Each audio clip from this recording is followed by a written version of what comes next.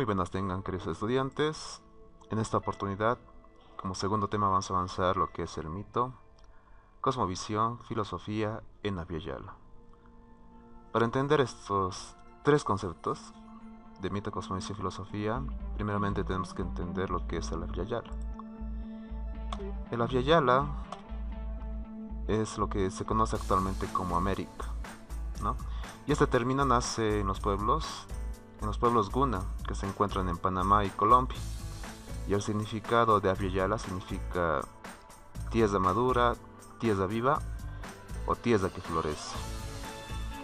El término Abhyayala fue y es también actualmente utilizado como una forma de oposición al término América, porque después de la conquista este continente fue denominado América. Entonces muchas instituciones y pueblos a lo largo de este continente consideraron como una forma de reivindicar y luchar por sus derechos y forma de pensamiento y cosmovisión, denominar este continente como Abhyayala.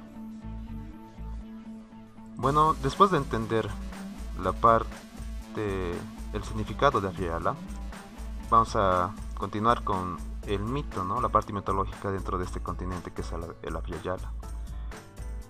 Y bueno, en el primer tema avanzamos el significado del mito, ¿no? Y dijimos que los mitos son relatos, son cuentos relacionados con seres sobrenaturales que tratan de explicar un fenómeno de la naturaleza que no podía ser explicado de otra manera.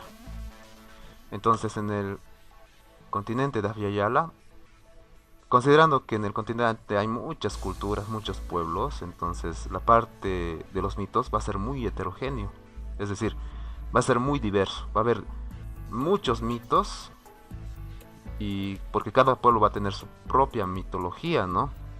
Y por eso se dice que es heterogéneo, porque hay diversos mitos. Pero estos mitos se desenvuelven en su práctica cultural de cada pueblo. Y estos mitos están influidos por el contexto donde viven, ¿no? Es decir, de otra manera, que el mito influye en lo que hacen en la cultura dentro del pueblo. Y el mito está influido por el contexto donde viven las personas, ¿no? Si, por ejemplo, en un pueblo su actividad económica, social, política, etcétera, está relacionada a la pesca, entonces claramente sus dioses, los seres sobrenaturales con los cuales van a estar relacionados, van a ser dioses marinos, ¿no? Si por ejemplo otra cultura, toda su actividad económica, política, social está relacionada con la agricultura, entonces sus dioses, los relatos, los cuentos mitológicos van a estar relacionados con la agricultura, ¿no? Por eso se considera que los mitos están influidos por el contexto donde se desenvuelve la cultura de este pueblo. ¿Listo? Entonces continuamos con la cosmovisión, ¿no? De la Abhyayala. ¿Cómo es la cosmovisión dentro de este continente? La cosmovisión en el Abhyayala tiene como fundamento el principio de complementariedad. Es decir, todo se relaciona, se complementa y es recíproco. En otras palabras, en todas las culturas de los pueblos del continente de la Abhyayala, el principio fundamental es la complementariedad. Es decir, contrarios no se repelen, sino se complementan, ¿no? Día, noche, hembra, macho, frío, calor, duro, blando, muerte, vida, ¿no? Entonces, claramente ambos se necesitan. Son contrarios, pero se complementan. Y eso da como consecuencia lo que es el equilibrio, ¿no? Entonces, en la naturaleza, en las relaciones, en todo sistema de esta cosmovisión hay la complementariedad. A continuación tenemos la filosofía en el Arya Yala. La filosofía en el Arya Yala está estrechamente relacionado con el sol, la tierra, el agua y el tiempo del ciclo agrícola. En otras palabras, el ser humano forma parte del todo, es uno con el todo. Todo se encuentra, está vinculado, está relacionado, tiene su valor dentro del todo. Y algo que es muy interesante es que, a diferencia del tiempo en Occidente, que en Occidente el tiempo tiene un inicio y tiene un fin, es lineal, ¿no? Un principio y un fin, mientras en la filosofía de la Yala tiende a ser cíclico. Es decir, en otras palabras, en el Pachacuti, ¿no? El eterno retorno. Nuevamente retorna a su origen todo, ¿no? Y este tiempo cíclico, este elemento cíclico es en tiempo y espacio, ¿no? Por ejemplo, en tiempo, primavera, verano, otoño, invierno. Para nuevamente, primavera, verano, otoño, invierno. Otro ejemplo, mañana, tarde, noche. Otra vez, mañana, tarde, noche. Es cíclico, ¿no? En espacio, por ejemplo, la tierra, ¿no? La tierra se prepara, la tierra se siembra, se cosecha, se deja descansar la tierra y otra vez se vuelve a preparar la tierra para nuevamente sembrar. La vida también es cíclica, ¿no? De las personas. Naces, creces, te reproduces, mueres. Y otra vez el ser humano nace, crece, reproduce, muere, ¿no? Entonces eso es interesante. El tiempo cíclico, tiempo y espacio cíclico, ¿no? El Pachacuti, el eterno retorno.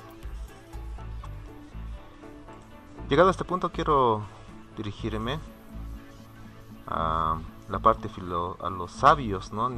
¿Quiénes eran los sabios en el Arya Yala? Y en la época precolombina tenemos por un lado a los Tlamatinime y tenemos a los Amautas. Los Tlamatinime eran parte de la cultura azteca, ¿no? En náhuatl quiere decir los que saben algo o los que saben cosas, y eran considerados como una especie de filósofos. Eran poetas, debatían temas sobre existencia, sobre la verdad, la naturaleza, del cosmos y el lugar del hombre que tiene en el cosmos, ¿no? Entonces eran sabios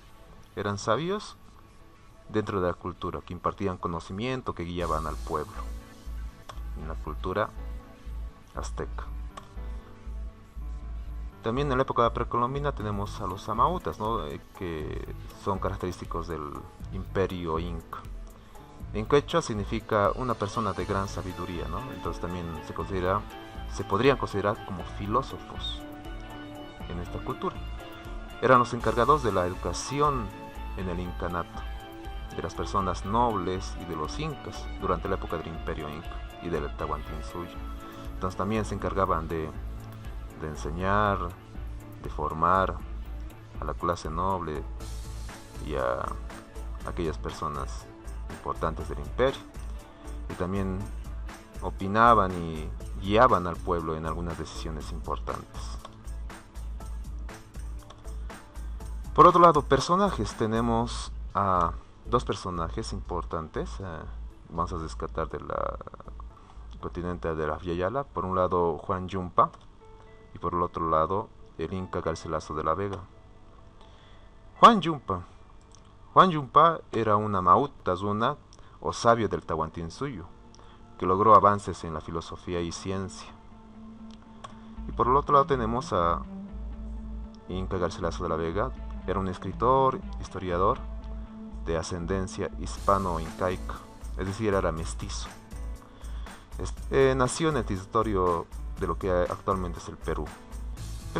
Él cuestionó sutilmente la dominación española, porque durante la conquista de este continente utilizaron la cruz y espada como elementos simbólicos de dominación y sumisión hacia las personas originarias de la Yala. ¿Listo? Entonces con eso terminamos este tema. Espero que les haya gustado y nos vemos hasta la siguiente oportunidad. Muchas gracias. Chao, chao.